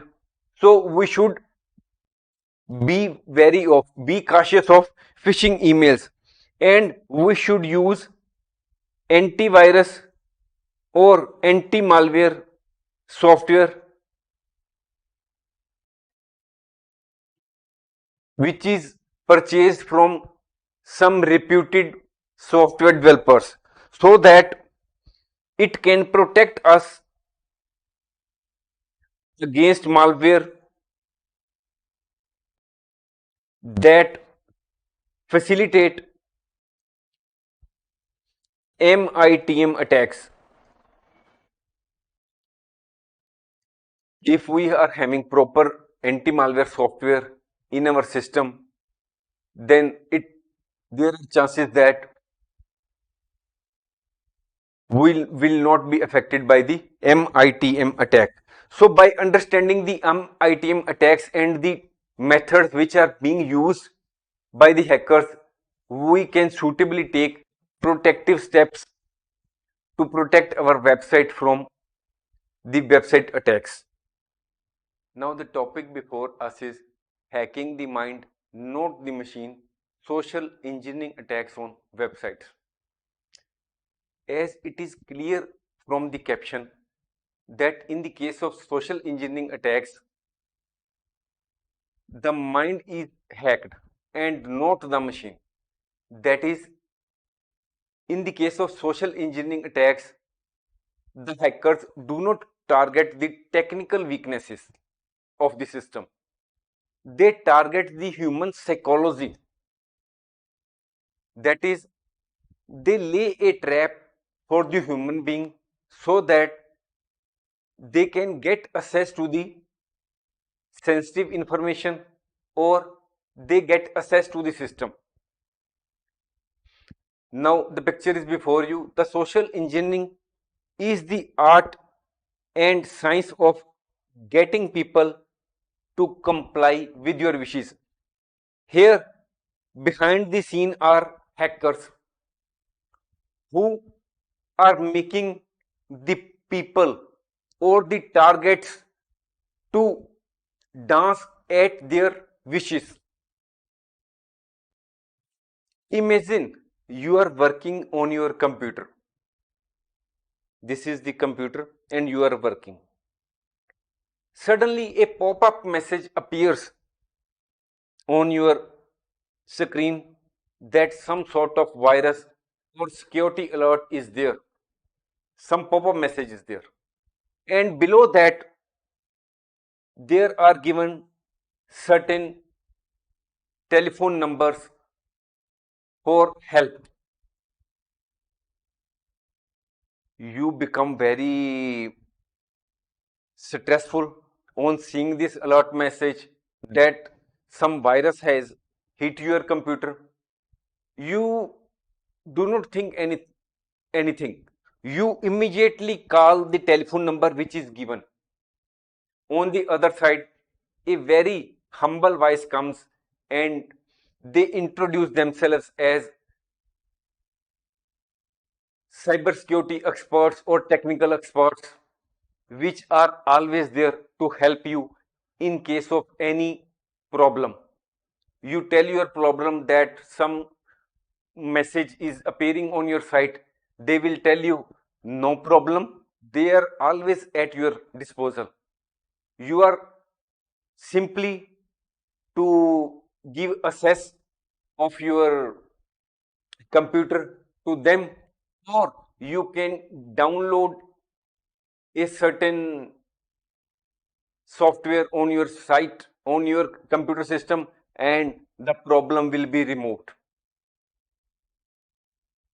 You do not think anything adverse against you.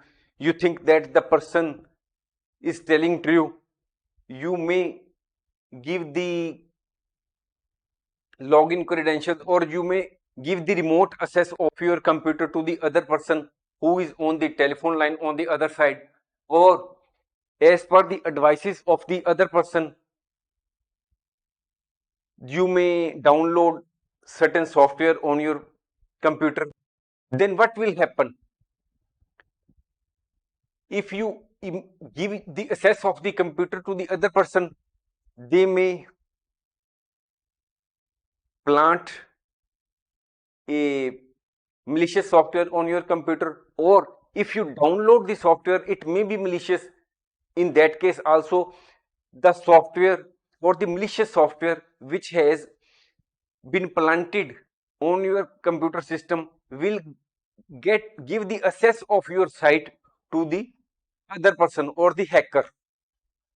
Then all the information or the confidential or sensitive information or the personal information of the users which is lying on the website goes into the hands of the hackers.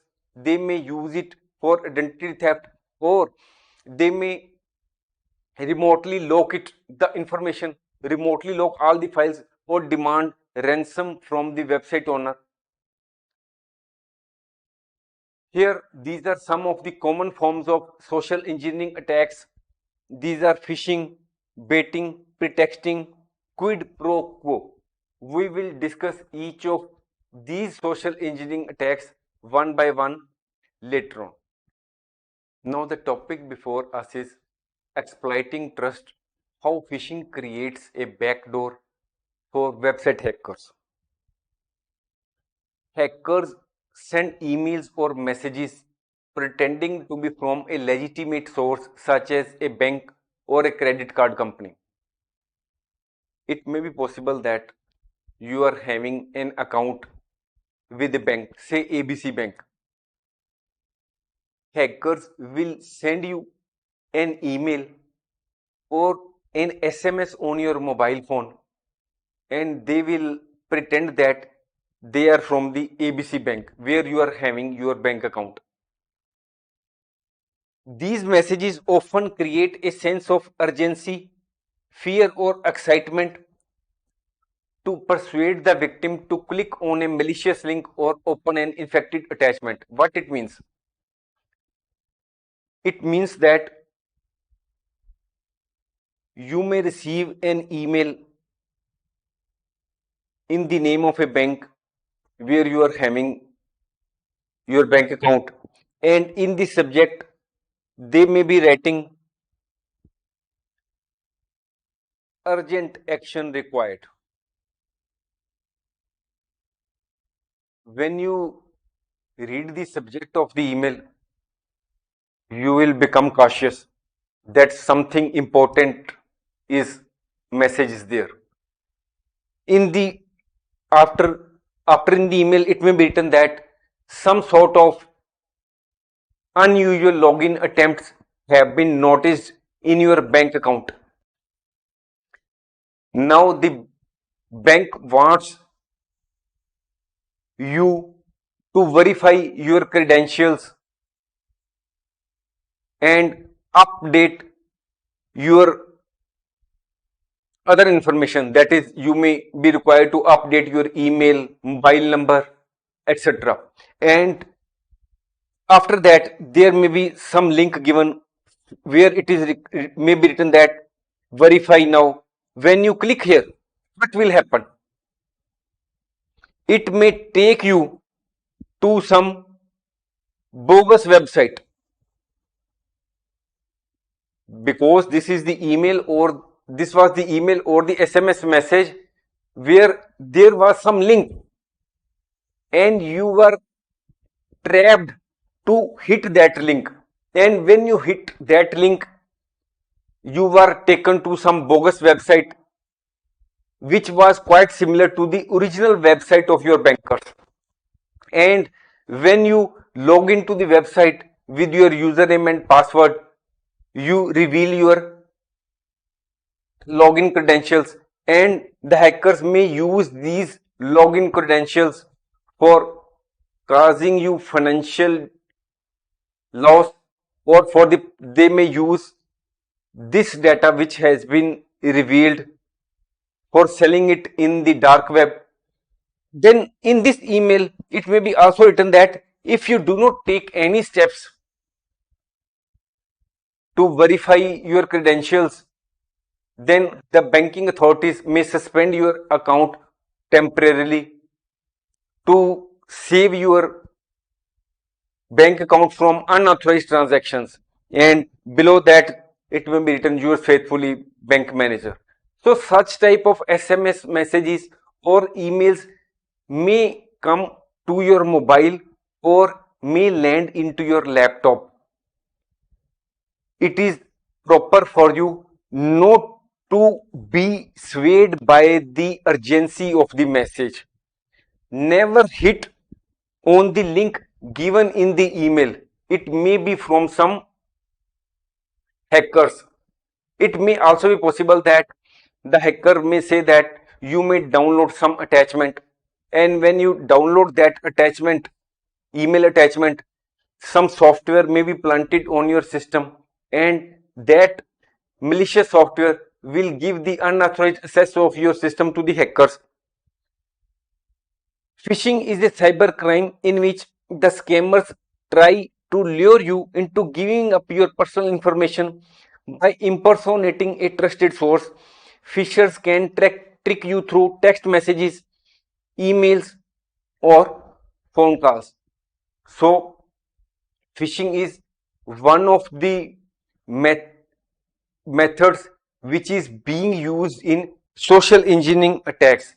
So, beware that we are not to fall in the trap of hackers, and we must take we must use our brain if we receive any text message, email, or phone call asking us to download some software or asking us to give remote access over computer system to the other person. Now the topic before us is how betting traps users and hacks websites. Suppose you are working in an office and the office is a very tall building. When you are crossing from the parking lot, you find a USB drive lying somewhere in the parking lot. The USB drive is from some reputed company. You get tempted, you pick it up, and you go to your office. You install it, you use it with you fix it with your mobile phone or your laptop or desktop. While using that abandoned USB drive or pen drive, you do not think that this USB drive or pen drive may have been intentionally left abandoned by the hackers or by the cyber criminals. The USB drive or pen drive may be having some sort of malicious software in it. And when you attach that USB drive or pen drive with your mobile phone or desktop or laptop, what will happen? The malware will take control of the system. The malware will give the remote access of your computer to the hackers. The hackers will get control of your system, and they can get all the information which is lying stored in your computer system. They can even lock your computer and demand money for the same to unlock your computer. So it may be also possible that we often spend hours together on Facebook or other social media platforms. There may be some sort of advertisement, or say there may be some sort of conversation in which a person says that you may get free tickets for a concert, or there may be some offer of some latest phone or free games, or there may be some offer that large discount is being given on some clothes or some other jewelry items, or there may be some offer that you can meet and greet with celebrities at free for free. You are just to click the link given in the social media platform. What is given, you are just to hit that point, or you are to give your fill your details, personal details.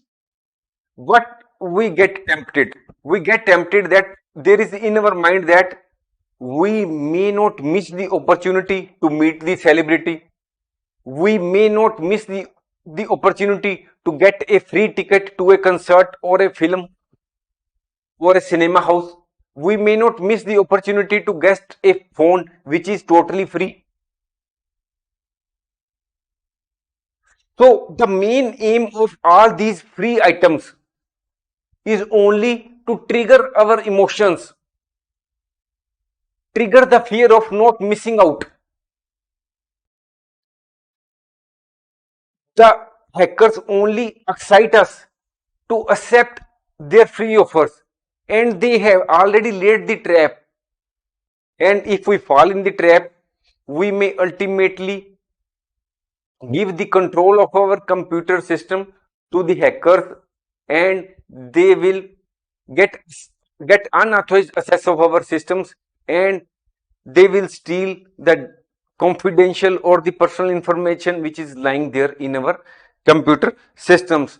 So it is advisable that we should advise our employees, and we should also not be tempted by any sort of free gifts, or not to use any items which are lying abandoned at any place, because it may be a trap laid by the cyber criminals or the hackers to ultimately get access to our computer system and thereby to our website. Now the topic before us is deception tactics, how pretexting hacks websites. Pretexting is a specific social engineering technique where attacker creates a fabricated scenario or story, which is also known as pretext, to gain victims' trust. In this picture you can see that a person who is in fact a hacker impersonates that he is from some trusted authority, and he creates a fabricated scenario and reach out to its victim.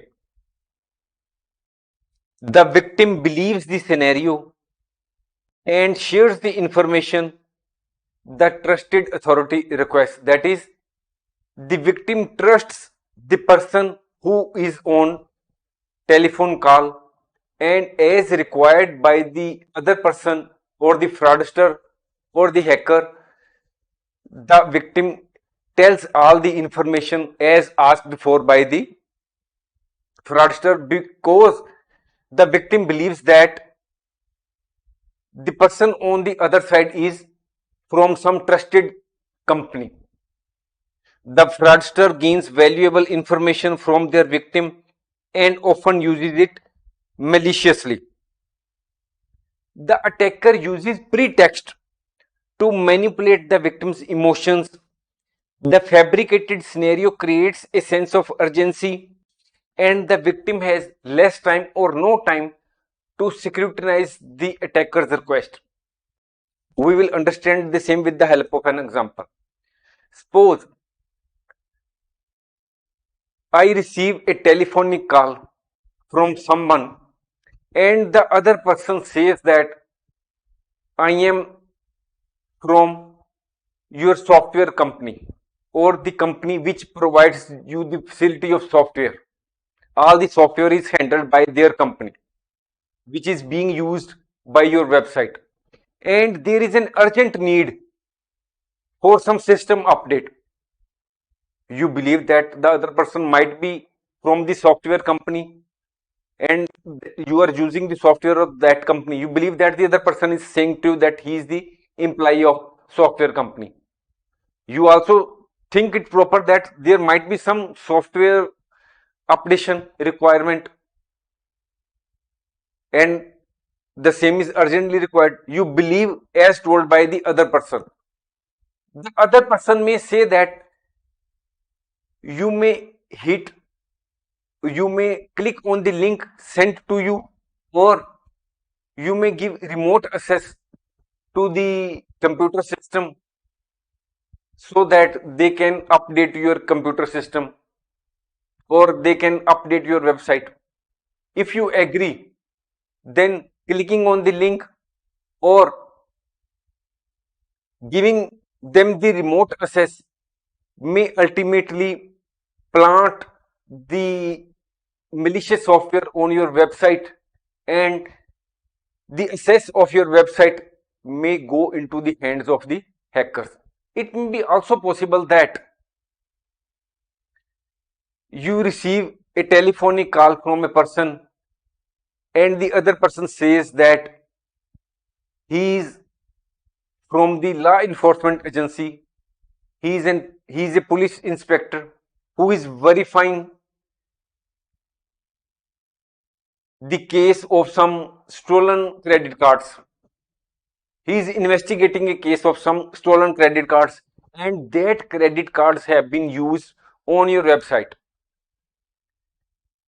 In the name of urgency of investigating the case, the other person who is on the telephonic call from the other side may ask you that you should give remote access of your website, or you may be asked to click on a link which has been sent by the other person or the law enforcement person, allegedly law enforcement officer. If you click on that link, it may be quite possible that that link may download, may take you to some malicious website, or clicking on the link may download some sort of malicious software on your website. In any case, your website gets infected, or the control of your website may go into the hands of the hackers, and ultimately you as a website owner will suffer, because all the information which is lying stored in your computers stands leaked or stolen by the hackers, or you may suffer financially, because when the user details is leaked in the dark web, or when the news of a website attack goes in the market, the reputation of your brand image or the name of your company is damaged, and your company also suffers a lot. So we should not fall prey in the name of urgency. We should use our mind critically. Whenever there is a phone call which calls for urgency, or when they create any sort of fear, or if the other person talks about any fines or penalties if you do not comply with the formalities, then you must think critically before taking any action, before hitting any link, before downloading any software on your computer. You must stay calm and think critically before taking any action. Now the topic before us is deceptive bargains. How Quid Pro Quo exploits website security. Quid pro quo is a social engineering tactic used to trick website users into giving away information that can be used to launch a website attack. The Latin phrase quid pro quo means something from something for something.